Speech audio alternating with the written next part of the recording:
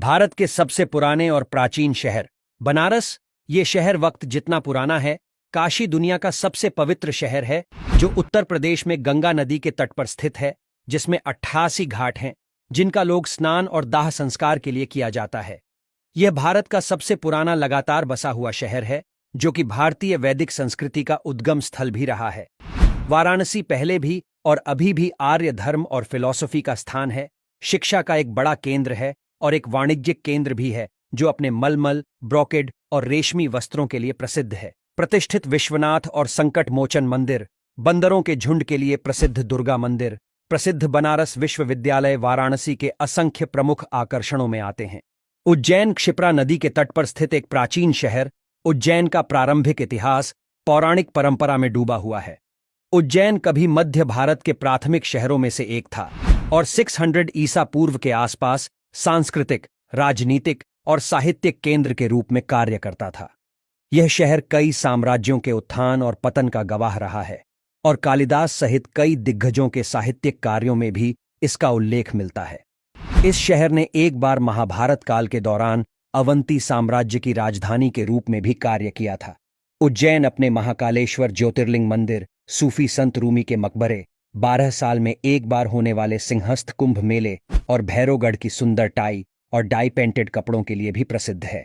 अयोध्या, जिसे महाकाव्य रामायण से जाना जाता है, भारत के सबसे प्राचीन शहरों में से एक है।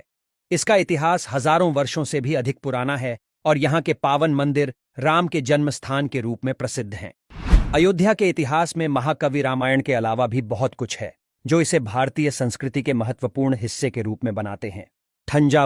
थंजावुर तमिलनाडु में स्थित है और इसका इतिहास चोल वंश के दौरान हुआ है। यहाँ के मंदिर, जैसे कि बृहदेश्वर मंदिर, चोल कला की श्रेष्ठ उदाहरणों में से हैं। थंजावुर का इतिहास उस समय से जुड़ा हुआ है जब यह चोल वंश की राजधानी था। मदुराई, ऐसा कहा जाता है कि मधु का मीठा अमृत यहां भगवान शिव के उलझे बालों से गिरा था, इसलिए इसका नाम मदुरई पड़ा।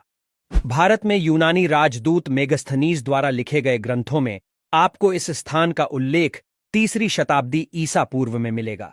साथ ही कुछ पुरातात्विक साक्ष्यों से यह भी पता चलता है कि रोम और मदुरई के बीच व्यापार 3री शताब्दी से अस्तित्व में आया था।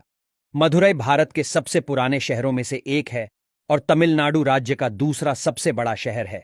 पटना, 3 शताब्दियों के इतिहास के साथ पटना या पाटलिपुत्र गंगा नदी के दक्षिणी तट पर स्थित दुनिया के सबसे पुराने लगातार बसे हुए स्थानों में से एक है।